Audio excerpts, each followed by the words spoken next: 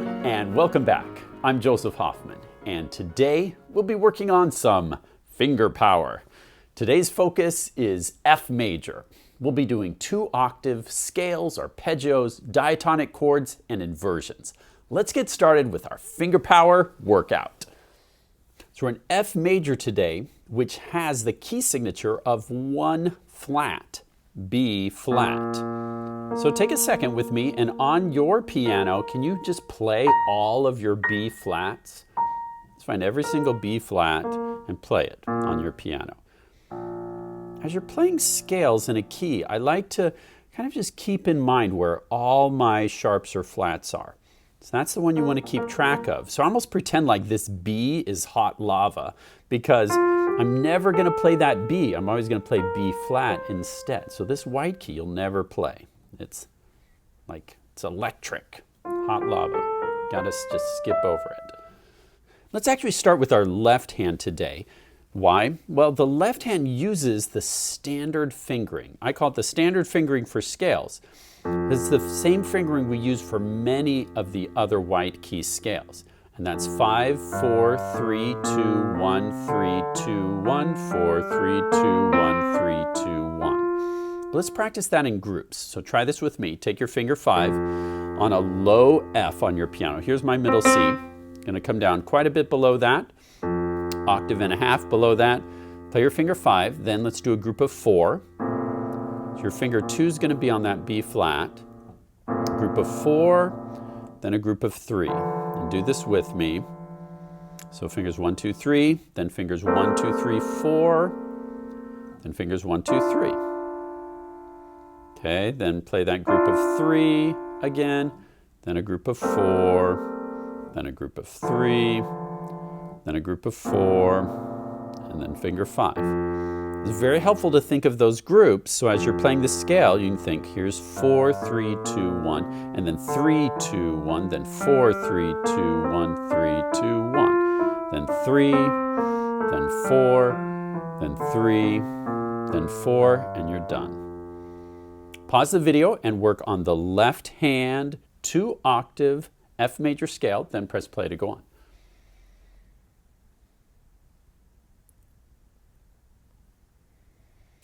Now, the standard fingering for the right hand when you're playing a 2-octave scale is 1, 2, 3, 1. Now, you'll notice that going from a 3 to a 1 landing on a black key is super awkward. You can try playing it yourself. It's like really it's uncomfortable and awkward.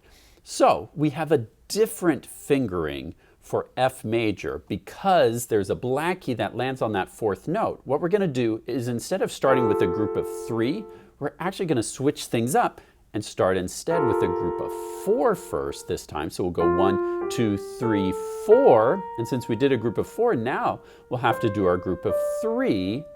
And then we can start over again with another group of 4, another group of 3, and then we can top it off with our finger 4. And so our finger 5 never plays at all in this scale. So let's try it in groups. Play a group of 4. Now we're using right hand, 1, 2, 3, 4. Then try a group of 3, then try a group of 4, then try a group of 3, and then play finger 4 on top, then do a group of 3, do a group of 4, do a group of 3, and finish with a group of 4. Now pause for more practice with that. If I was going a little too fast, you can pause and do that some more on your own. Otherwise, here's what it's going to look like to put that together into a regular scale. 1, 2, 3, 4, 1, 2, 3, 1, 2, 3, 4, 1, 2, 3, 4, 3, 2, 1, 4, 3, 2, 1, 3, 2, 1, 4, 3, 2, 1. Pause the video and work on the right hand 2-octave F major scale, then press play to go on.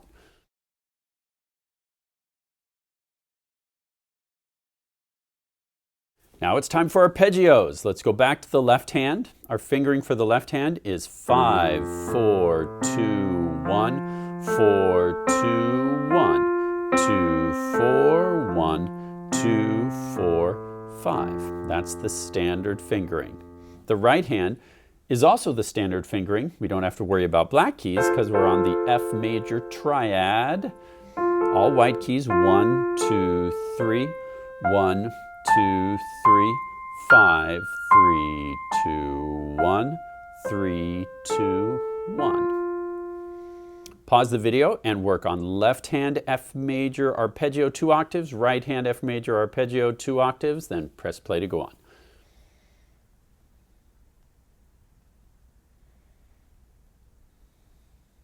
I want to mention one thing about your piano posture as you're working on your scales and arpeggios, and that's to avoid what I call the chicken wing elbow. As you're like crossing over, sometimes your elbow will want to do this to kind of help your hand do the finger crossover, and you want to avoid that. Number one, it looks really weird. And number two, it means that you don't have a flexible wrist.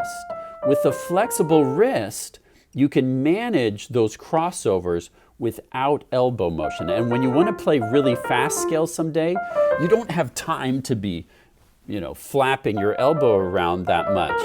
To be able to play fast scales, you need a flexible wrist. So let's try this together. Can you just take the wrists of both your hand and let's make fists, and then just roll in little circles like this. This way, and then reverse it. Go the other way. Reverse it again. This should be a nice stretch. You can even hold your hand straight up, high in the air, other way. Okay.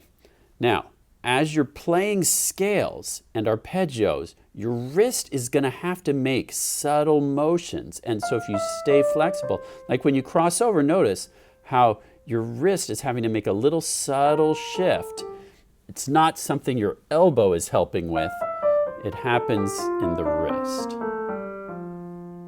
So work for a really smooth arm and subtle motions in a flexible wrist so you can have a really smooth technique as you play your scales. Now let's tackle our diatonic chords. So remember, we take each chord in the key, starting with our 1 chord. Let's play and name these together. Try this with me. Let's go ahead and use both hands. F major 1 chord. Now, where would we go for the 2 chord? Remember, for our diatonic chords, everything steps up. But remember, this B is hot lava because it's a B flat. So if we were in the key of C, we'd step up here, but since that B is hot lava, we're making that a B flat. So there's our 2 chord. Try it with me, G minor 2 chord, and we're going to name these out loud. And then we step up to our next chord, A minor 3 chord. Then step up again. Remember, B is hot lava, so it's B flat major 4 chord. Then step up again. C major 5 chord. Step up again. D minor 6 chord. Can you figure out the 7 chord? If you're playing here, you're correct. E, G, B flat is the E diminished 7 chord, and then finish with the F major 1 chord. Pause the video if you need more practice with those, but we call those the diatonic chords. And then I challenge you, after you play your diatonic chords every day, to make up a chord progression.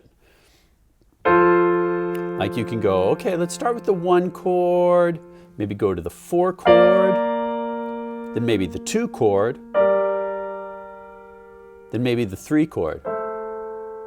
I kind of like that sound. 1 chord, 4 chord, 2 chord, 3 chord. Just try mixing up the chords in different patterns and find a chord progression you like, and then you can improvise with it.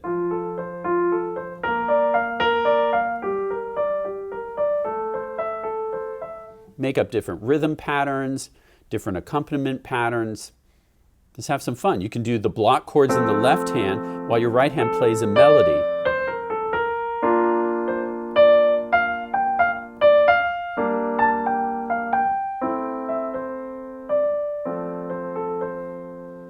Okay, see, I was just making up a melody in the key of F major. Remember, be as hot lava. As you're improvising, use any of those notes from F major as you use some chords from your diatonic chords. And then you're making music in the key of F major. Last of all, choose one of your diatonic chords from F major and use it to practice inversions. For example, what if we picked the 2 chord, right, which was our G minor? How would we do inversions with this? We'd play that, then I'd take the G and put it on top. Remember, on first inversion for the right hand, we use finger 2, and then finger 3 in the middle, come back, let's repeat that, then come back, finger 2 for first inversion, and finger 3. And then you can try broken too.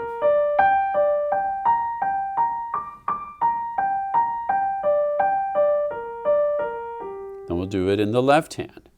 3 in the middle, first inversion, also finger 3, then finger 2 for second inversion, finger 3. Repeat, come down, finger 2 on second inversion, finger 3 in the middle for first inversion, and then you're there. And then you can do broken for the left hand too.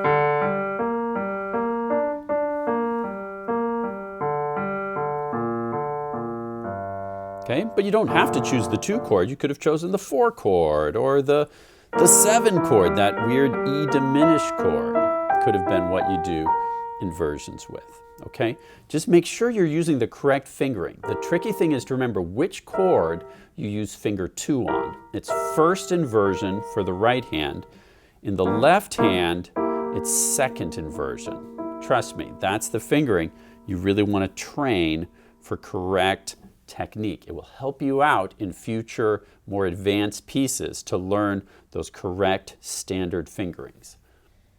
Now, as you're practicing your F major finger power this week, remember the metronome's a great tool. Choose a speed, and you can challenge yourself. Can you play it 2 notes per click? No missed notes. T, T, T, T, T, T, T, T, T, T, T, T.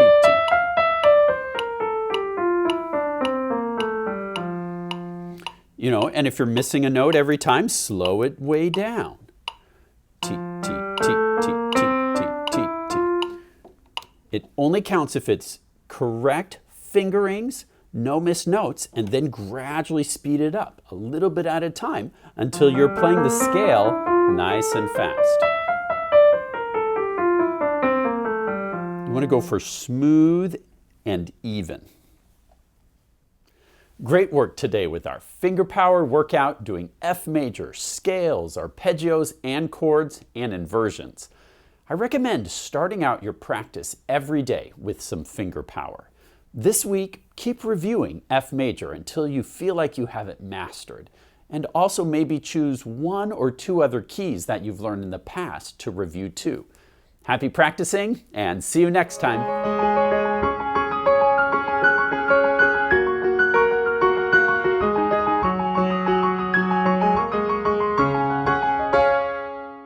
Let's come to the piano to start learning how to play the left-hand part. So, first thing what? Who put bananas all over the piano keys? How am I going to teach now? Oh, hi, Parrot. Did you happen to leave a bunch of bananas on my piano? Squawk! Okay.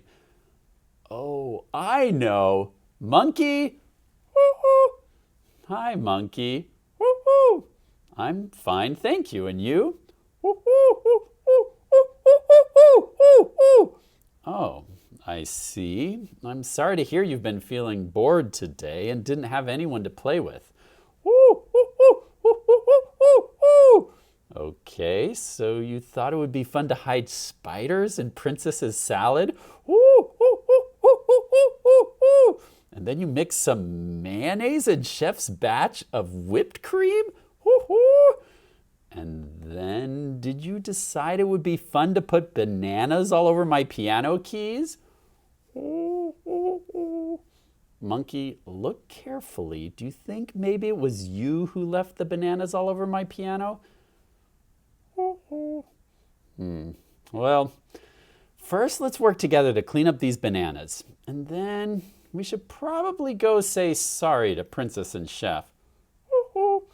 And to make things better, why don't you offer to make Princess a new salad and we can make Chef help him make some new whipped cream. Woohoo! And then, you know what I think you need? I think you need something useful to do. Once we're done cleaning up and making things right with Princess and Chef, do you want to help me teach a lesson? Woo! Woo! Woo! Woo! Great. Okay, let's get to work. Woo!